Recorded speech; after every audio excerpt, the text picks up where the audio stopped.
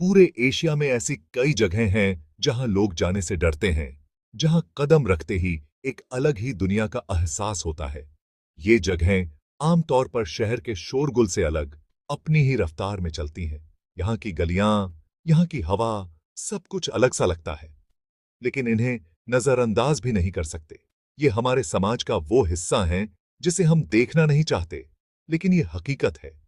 ये हैं red light districts, ऐसी जगहें जो अपने नाम से ही रहस्य और डर का एहसास कराती हैं। चमकदार नियॉन लाइट्स तंग और भीड़-भाड़ वाली गलियों पर चमकती हैं, जो रात को दिन जैसा बना देती हैं।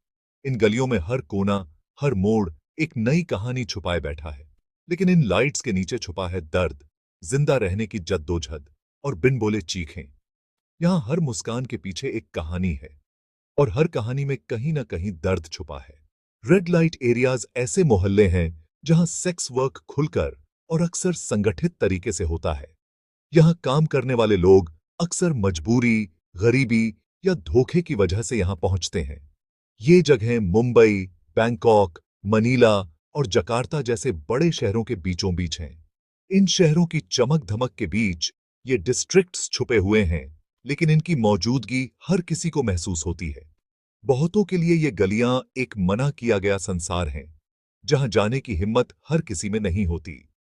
यहाँ की दीवारें, यहाँ की गलियां, सब कुछ एक रहस्य की तरह है, लेकिन हजारों लोगों के लिए यही रोज की जिंदगी है। एक ऐसी जिंदगी जिसमें हर दिन संघर्ष है। यहाँ बच्चे स्कूल जाते हैं, महिलाएं घर चलाती हैं और लोग अपने सपनों के लिए लड़ते हैं। ज्यादातर लोग बस यहां से गुजर जाते हैं, बिना जाने कि बंद दरवाजों के पीछे क्या होता है। सच्चाई बहुत सख्त है और कई बार डरावनी भी। औरतें, बच्चे, यहां तक कि मर्द भी शोषण के इस चक्र में फंस जाते हैं। कई बार ये लोग अपनी मर्जी से नहीं, बल्कि हालात से मजबूर होकर यहां आते हैं।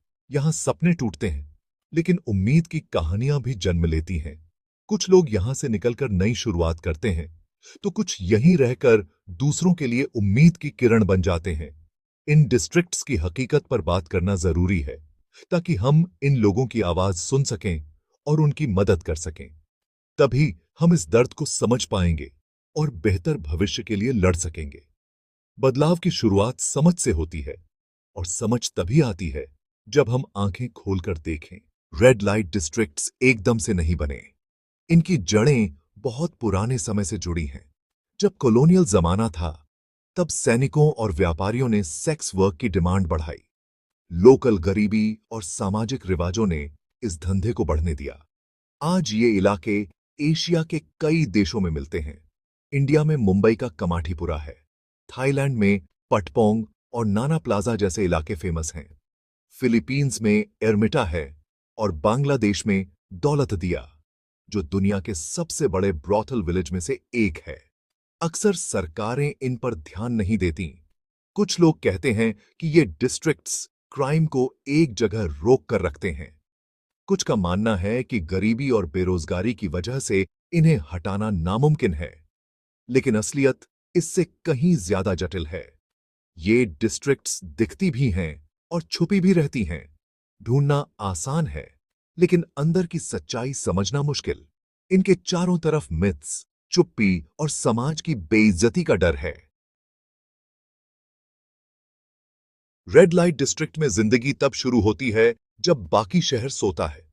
जब शहर की रोशनी मध्यम पड़ जाती है, तब यहां की गलियों में हलचल तेज हो जाती है। ये जगहें रात के अंधेरे में अपनी असली शक्ल दिखाती हैं, जहां हर कोना एक नई कहानी कहता है। अंधेरे में तंग गलियां चहल पहल से भर जाती हैं। हर तरफ लोग आते जाते दिखते हैं, कुछ ग्राहक, कुछ काम करने वाले और कुछ बस तमाशाबीन। इन गलियों में हर रात एक नया रंग भर जाता है। हवा में परफ्यूम, सिगरेट का धुआं और सौदों की फुसफुसाहट होती है।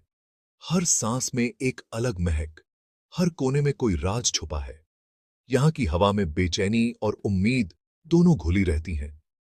बच्चे गलियों में खेलते हैं, उन नजारों और आवाजों के आदी हो चुके हैं जो बाहर वालों को चौंका देती हैं। उनके लिए ये सब रोजमर्रा की बात है। शोर, हंसी और कभी-कभी डर। वे मासूमियत के साथ इस माहौल में जीना सीख लेते हैं। औरतें खिड़कियों के पीछे या दरवाजों पर बैठी होती हैं। उनकी आंखों में इंतजार और थकान दोनों झलकती हैं। कुछ की निगाहें बाहर की दुनिया को टटोलती हैं, तो कुछ बस खालीपन में खोई रहती हैं। बहुतों को जबरदस्ती मुस्कुराना पड़ता है, चाहे दिल में दर्द ही क्यों ना हो। उनकी मुस्कान के पीछे छुपा दर्द शायद ही कोई समझ पाए। ये मुस्कान उनकी मजबूरी बन चुकी है। उनकी जिंदगी अक्सर पिम्प्स या ब्रॉथल मालिकों के कंट्रोल में होती है। हर कदम पर निगरानी, हर फैसले पर रोक। उनकी आजादी सीमित है और उनकी इच्छाएं अक्सर दबा दी जाती हैं। आजादी बहुत कम है, डर आम बात है। हर रात एक नई चिंता, हर सुबह एक नई चुनौती। यहां डरना एक आदत बन जाता है। बहुत लोग भागने का सपना देखते हैं, लेकिन रास्ता नहीं दिखता।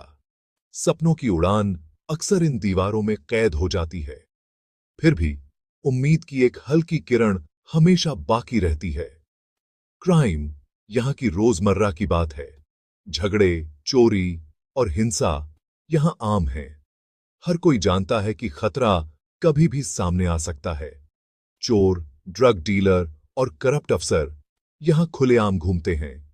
कानून का डर कम और डराने वालों का राज ज्यादा है। कई बार पुलिस भी मदद करने के बजाय डर का हिस्सा बन जाती है। हिंसा का डर हमेशा बना रहता है और रिश्वत से ही कोई सुरक्षित रहता है। यहां सुरक्षा भी एक सौदा बन चुकी है और भरोसा एक दुर्लभ चीज है। पुलिस या बाहर वालों पर कम ही कोई भरोसा करता है। हर अजनबी को शक की निगाह से देखा जाता है, क्योंकि यहां हर कोई अपनी हिफाजत खुद करता है। इस अंधेरे के बीच भी इंसानियत के पल मिलते हैं। कभी कभी कोई किसी का हाथ थाम लेता है, कोई किसी को गले लगा लेता है। ये छोटे छोटे पल बड़ी राहत देते हैं। लोग खाना शेयर करते हैं, भूख और तंगी के बावजूद एक दूसरे का साथ नहीं छोड़ते। यहां की सबसे बड़ी ताकत है साथ रहना। माएं बच्चों की देखभाल करती हैं। वे अपने बच्चों को इस माहौल से बचाने की पूरी कोशिश करती हैं। उन्हें प्यार और सुरक्षा देने की हर मुमकिन कोशिश करती हैं। जिनके पास कुछ नहीं, उनके बीच भी दोस्ती हो जाती है। मुश्किलों में भी हंसी और साथ मिल जाता है, जो इस कठिन जीवन को थोड़ा आसान बना देता है। जिंदगी चलती रहती है, चाहे उम्मीद कितनी भी कम हो। हर दिन एक नई जंग है, लेकिन लोग हार नहीं मानते। इसी जज्बे में यहां की असली खूबसूरती छुपी है। ह्यूमन ट्रैफिकिंग इस दुनिया का सबसे काला हिस्सा है। ये एक ऐसा अंधेरा जाल है जिसमें फंसने के बाद बाहर निकलना लगभग नामुमकिन हो जाता है। हर साल लाखों लोग इसकी चपेट में आ जाते हैं और उनकी जिंदगी हमेशा के लिए बदल जाती है। यहां काम करने वाले बहुत से लोग अपनी मर्जी से नहीं आए।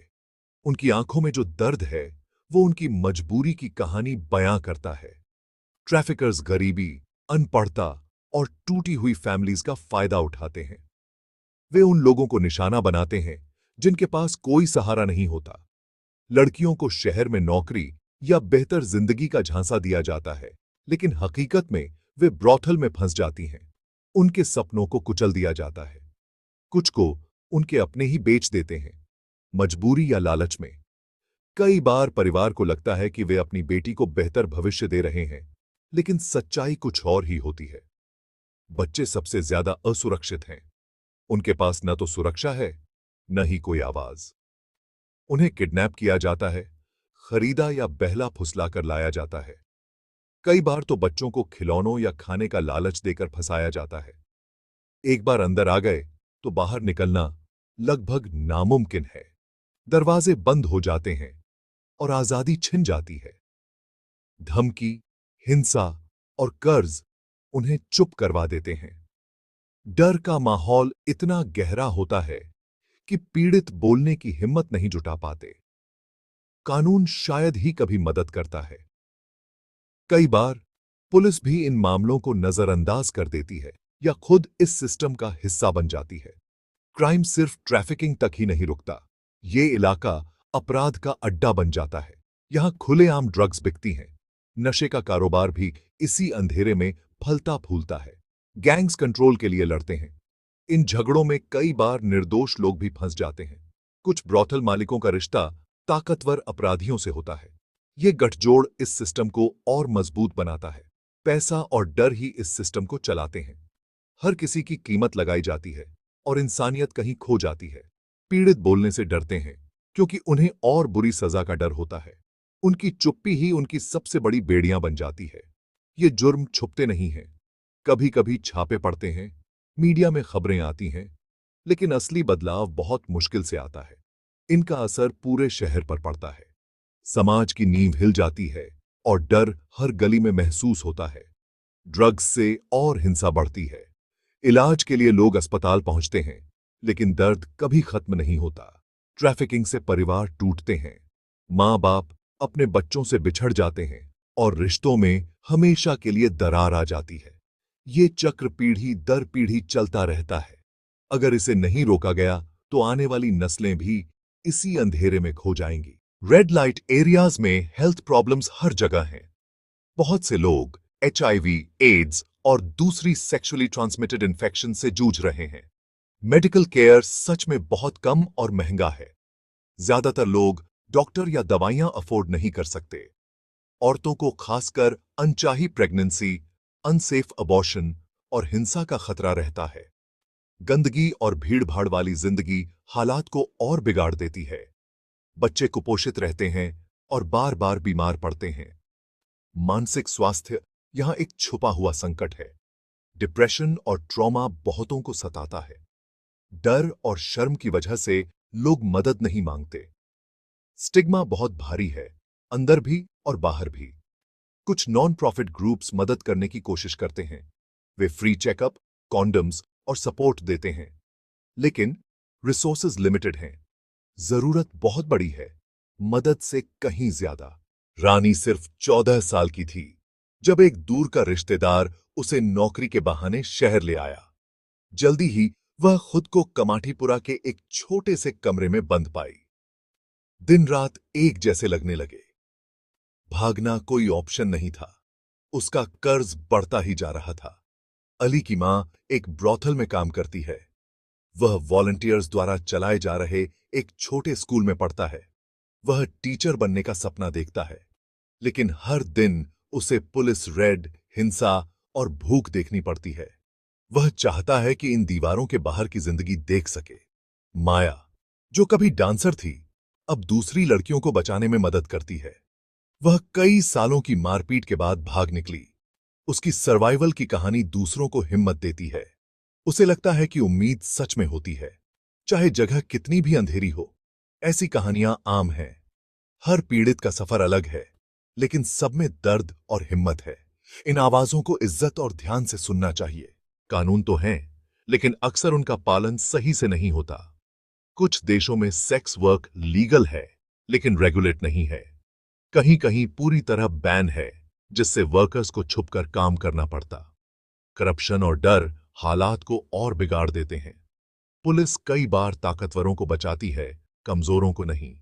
पीड़ितों को दोषी ठहराया जाता है या अनदेखा कर दिया जाता है। ट्रैफिकिंग के केस मुश्किल से कोर्ट तक पहुंचते हैं। जस्टिस बहुत धीमी या मिलती ही नहीं। समाज ज्यादातर मुंह फेर लेता है।